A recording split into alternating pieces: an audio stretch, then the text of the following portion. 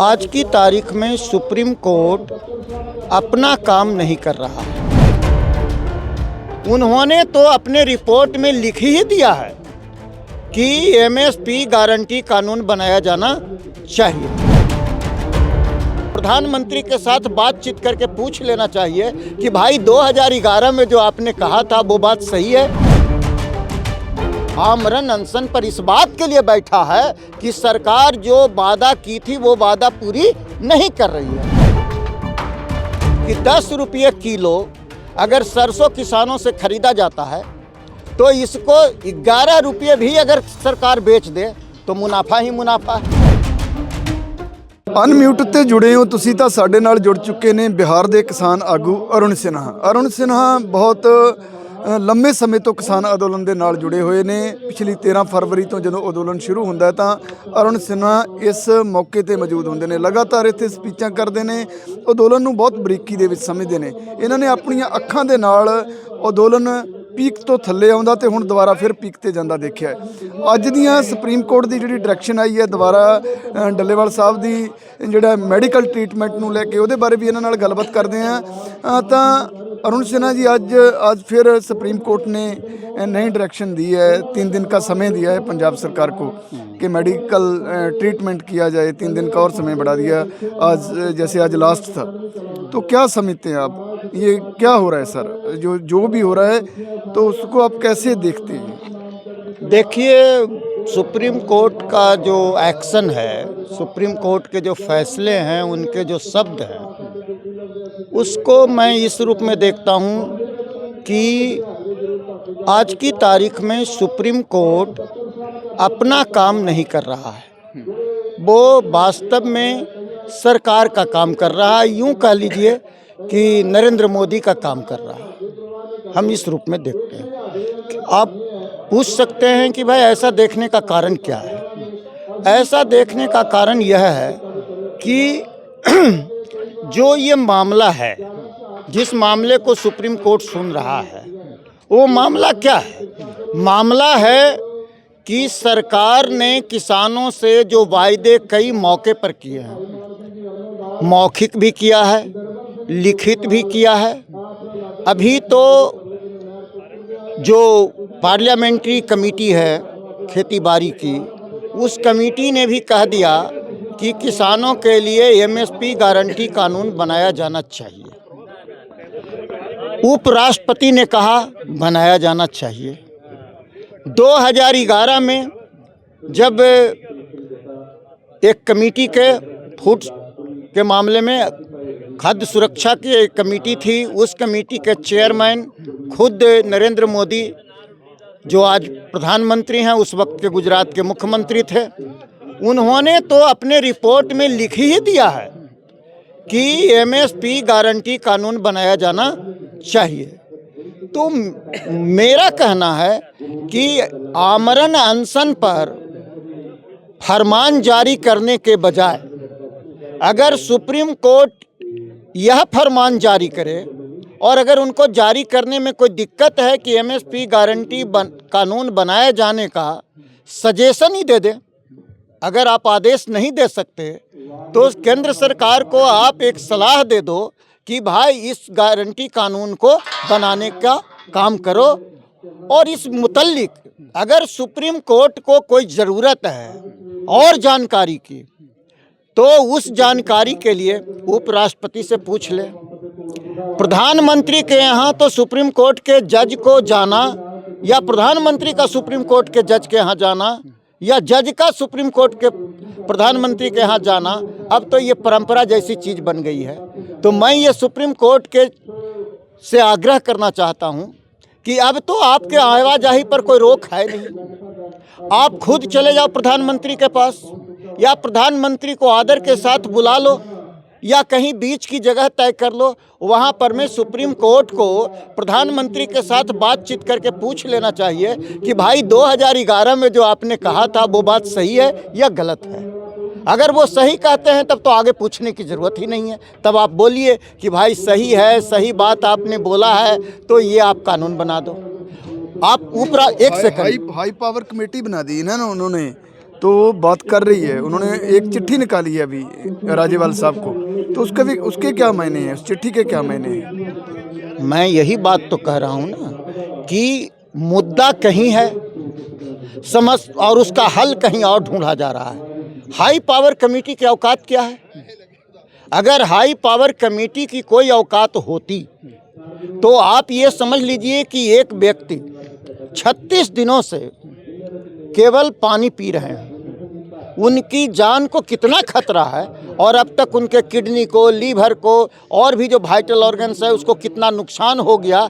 आज भी अगर ये सरकार मान लेती है, कानून बना देती है और अनशन टूट जाता है, क्योंकि उसी बात के लिए कानून बनाने के लिए ही अनशन है, उसके बावजूद भी क्या डल्लेवाल साहब को हम पुरानी स्थिति में उनके लीवर को ला सकते हैं, पुरानी स्थिति में उनके किडनी को ला सकते हैं? हरगिज नहीं ला सकते हैं। इसलिए मैं ये कह रहा हूँ कि ऐसी दशा में उनको ये देखना चाहिए था कि एक व्यक्ति आमरण अनशन पर इस बात के लिए बैठा है कि सरकार जो वादा की थी वो वादा पूरी नहीं कर रही है, और अगर ये निर्देश जारी हो जाए सरकार को कि आप इस जो वायदे किए हो उसके पूरे करो, तो स्वतः ये अनशन समाप्त हो जाएगा। इसलिए अनशन पर दिमाग लगाने के बजाय अनशन का जो कारण है उसका समाधान सुप्रीम कोर्ट को करना चाहिए। मैं ये कहना चाहता हूं। तो राज्यपाल बोलते हैं कि जैसे उनको चिट्ठी निकाली गई है, 3 जनवरी को उनकी मीटिंग होगी उनके साथ, तो वो बोलते हैं कि हम बात करेंगे कि फसलों पर कितना खर्चा आता है वो हम बताएंगे। कि अभी तक उनको यही नहीं बताया गया कि कितना खर्चा आता है? इतने आंदोलन हो गए, 20-21 का आंदोलन हुआ है, अभी ये 1 महीना आंदोलन चलते हो गया, अभी तक किसी ने समझाया ही नहीं है कि अभी तक कितना खर्चा होता है। ये मामला क्या है असल में, ऐसी क्यों बातें आती हैं निकल कर? इसमें 3 बात मैं कहना चाहता हूँ। पहली बात तो मैं ये कहना चाहता हूँ कि 2011 से 2024 13 साल हो गए। 2020 और 21 का आंदोलन 13 महीना चला। अब कुछ दिनों में यह आंदोलन भी 11 महीने पूरे करने वाले हैं। इन तमाम चीज़ों के बाद अगर कोई भी व्यक्ति, चाहे वो सरकार का हो, चाहे वो न्यायालय का जज हो या किसी जत्थेबंदी का कोई नेता हो, अगर वो ये बात कहता है कि हम बताएंगे कि कितना खर्च आएगा और क्या आएगा, तो मुझे लगता है कि ये झोल है, नंबर 1। नंबर 2 कि आप यह सोचिए कि अगर सरकार एमएसपी पर सारे फसलों को खरीद लेती है, उदाहरण दे रहा हूं मैं कि सरसों, किसानों का सरसों अगर ये सरकार एमएसपी पर खरीद लेती है तो इस देश के अंदर में जो भी सरसों तेल का कारखाना है, मिल है, वो सरसों खरीदेगा। आप एक काम कर लो कि विदेश से सरसों मंगाने पर रोक लगा दो, तो ये जो जिसको सरसों तेल का कारखाना चलाना होगा वो सरसों उसको खरीदना पड़ेगा, और जो सरसों खरीदेगा वो सरकार से ही खरीदेगा।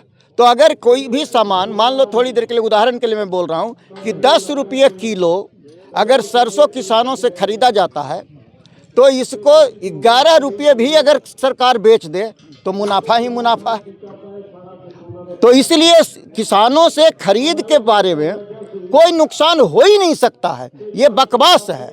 और तीसरी बात मैं जो कहना चाहता वो ये कि बहुत पीछे हम नहीं जाते हैं।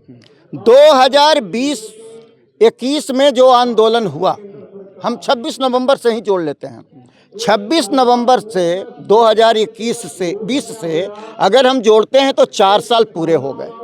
ये पिछले 4 सालों में किसानों के आंदोलन को रोकने के लिए जितनी फौज लगाई गई, जितना डीजीपी, आईजी, डीआईजी ये जो आते रहा है, जितने सरकारी खर्चे, ये बोल्डर, ये सीमेंट, ये दीवार खड़े किए गए हैं, जितनी बार सुप्रीम कोर्ट में केस की सुनवाई हुई है, उस पर जज का समय लगा है, उसमें जितना पैसा खर्चा हुआ है, अगर हिसाब जोड़ दिया जाए तो किसानों के कर्ज माफी से लेकर के किसानों के सारे फसलों के खरीद पर जितने पैसे लगेंगे उससे 10 गुना ज़्यादा ये पैसा इस बात के लिए सरकार खर्च करी कि इस आंदोलन को कैसे रोका जाए।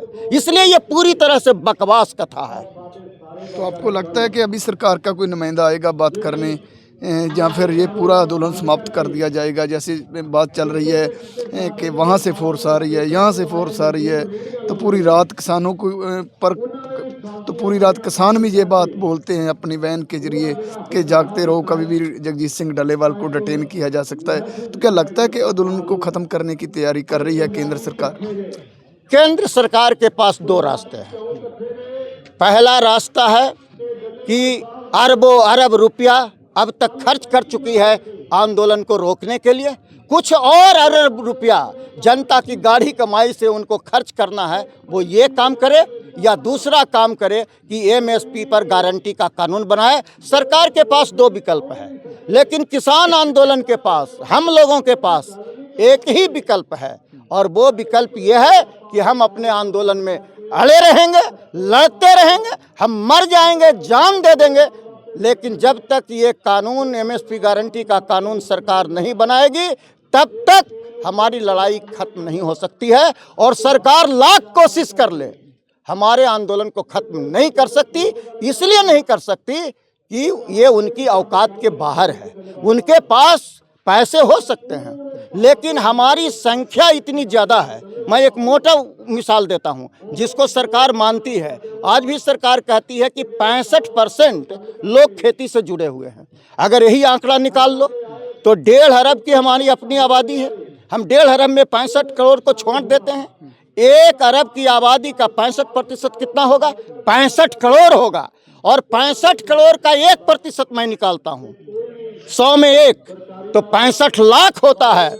इसलिए सरकार हमारे आंदोलन के साथ जितना जबर करेगी, हमारे जमात का 1% भी खड़ा होगा, और हो रहा है।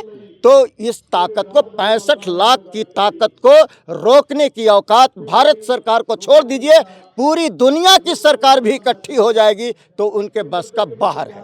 तो जैसे आपने कुर्बानी की बात की है, 700 किसानों की कुर्बानी तो दिल्ली में हो गई थी जब दिल्ली आंदोलन चला, तो जगजीत सिंह डल्लेवाल भी उसी में एक हिस्सा बन जाएंगे कुर्बानी में, या फिर ये अलग से एक गाथा लिखी जाएगी जगजीत सिंह डल्लेवाल की, या फिर उन 700 किसानों में ही इनको प्लस कर लिया जाएगा? जगजीत सिंह डल्लेवाल जी का शहादत, वो 700 किसान, अब तो 800 पूरा होने जा रहा है, उन 800 में से किसी एक आदमी की जगह नहीं ले सकता। डल्लेवाल साहब एक व्यक्ति नहीं है, डल्लेवाल साहब कोई एक बंदा नहीं है। डल्लेवाल उस सोच का नाम है, उस जमात का नाम है, उस ताकत का नाम है, उस नेता का नाम है, जिसने जानबूझकर शहादत देना तय किया है। और वो जो तय किया है उसके बारे में अगर सोचेंगे तो आप याद रखिए कि जब से धरती पर इंसान आया है, तब से पूरी दुनिया की धरती पर ये पहला शख्स है जिसने तय किया कि मजदूरों, किसानों और ग्रामीणों के लिए हम अपनी जान देंगे।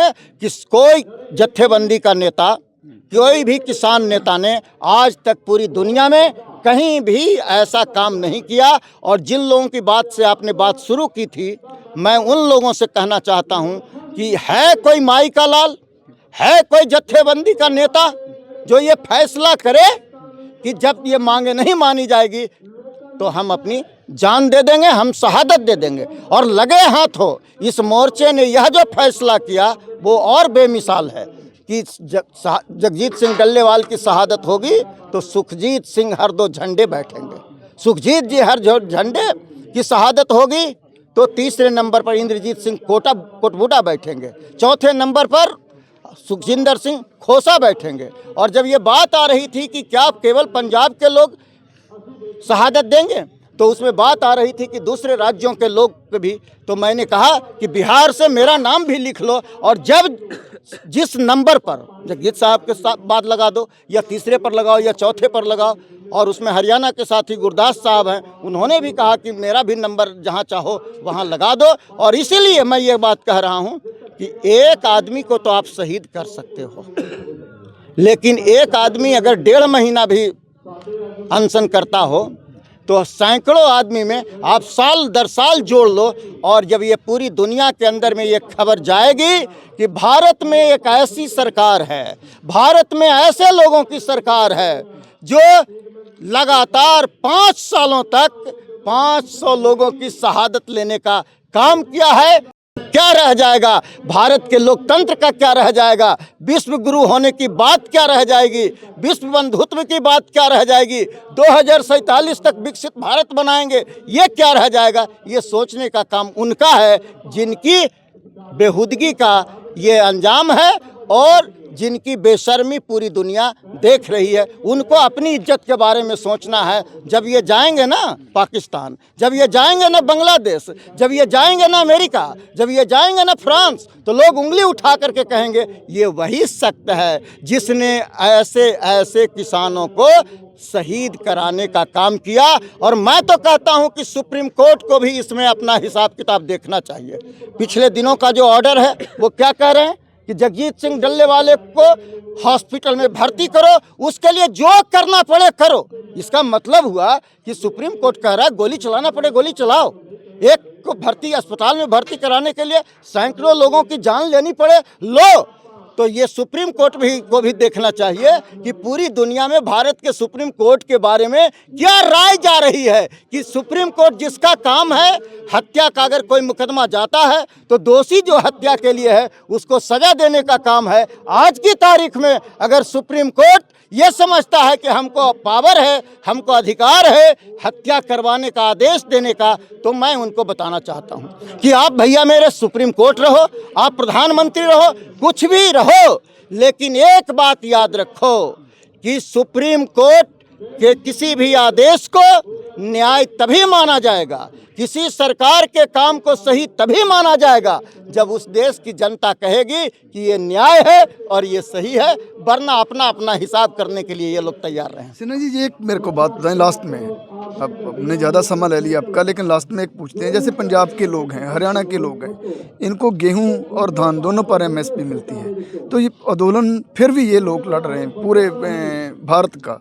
तो जैसे उम्मीद की जा रही थी अलग अलग प्रदेशों से, बिहार है, बिहार में तो धान की बहुत खस्ता हालत रहती है जब वो मंडी में जाता है, जब उनको घर में रहता है। वेस्टर्न यूपी को छोड़ दो तो दूसरों हिस्से का भी वैसा ही हाल है, उड़ीसा का भी वैसा ही हाल है। तो क्या ये जरखेज़ मिट्टी है आंदोलनों के लिए, या ये व्यवस्था इनको करनी आती है आंदोलनों की? तो बिहार पीछे रह जाता है आंदोलन में, यूपी पीछे रह जाता है। टिकैत सब जहाँ पर आते हैं वो बोलते हैं कि केएमपी से दिल्ली घेरा जाएगा, आंदोलन वो पूछते हैं कि देखते हैं हम करते हैं। तो क्या पंजाब एक जरखेज़ धरती है आंदोलनों के लिए, जैसे इनके पुरखे पहले से लड़ते आए हैं तो दिल्ली के साथ, दिल्ली के तख्त के साथ? तो आप समझते हैं कि ये एक मिट्टी ऐसी है जहाँ से हर आंदोलन खड़ा हो सकता है? देखिए, उसके बारे में एक बात जो आप कह रहे हैं वो आपके सवाल के जवाब का, चूँकि आपके सवाल में जवाब भी है तो इसलिए आपके सवाल का जवाब वो मुकम्मल नहीं है। वो जवाब का एक हिस्सा है कि यहाँ पर की जो संस्कृति है उस संस्कृति का, या आप अगर थोड़ी दूर और मैं आगे बढ़ूँ तो कहूँ कि गुरु नानक के, बाबा गुरु नानक के लंगर की जो परंपरा है वो इसको मदद करता है। लेकिन उसके साथ साथ कई और बातें हैं जिसको देखने की आवश्यकता है। उदाहरण के लिए मैं 2 बात आपको गिना रहा हूँ, क्योंकि ये बात काफ़ी चर्चा में रहती है कि जब पंजाब के लोगों को, और सरकार के तरफ से भी लोग ये बात पूछते हैं कि जब पंजाब के लोगों को एमएसपी मिल ही रहा है तो इनको इस पर आंदोलन करने की ज़रूरत ही क्या है। लेकिन इसमें एक बात नोट करने लायक है कि जैसे ही बिहार से, उत्तर प्रदेश से व्यापारी धान खरीद, सस्ता धान खरीद करके यहाँ सरकारी रेट पर बेचने के लिए जब उसके ट्रक आते हैं तो पंजाब के किसानों और के जीरी में नमी बढ़ जाती है। तो इसलिए ये आंदोलन इस बात के लिए भी है कि एमएसपी मिलने के बावजूद जो कट लगता है, जो तौल में कट लगता है, उस कट को रोकने का भी ये आंदोलन है। यह एक बात समझने की ज़रूरत है। दूसरी बात कि आप यहाँ के आंदोलन को, जो लोग पंजाब और हरियाणा का आंदोलन कहते हैं, उनको ये बात समझने की ज़रूरत है कि इस आंदोलन को जाना था दिल्ली।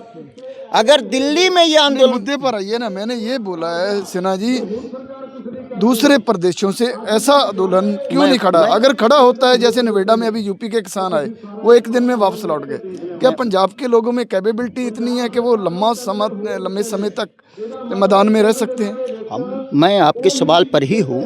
मैं केवल ये कह रहा था कि लंबे समय के साथ साथ अब मान लो थोड़ी देर के लिए कि किसी आदमी को सिर में दर्द हो रहा है हल्का फुल्का, और किसी आदमी को असहनीय बर्दाश्त नहीं करने लायक पेट में दर्द हो रहा है, तो दोनों मरीज दो तरह का होगा।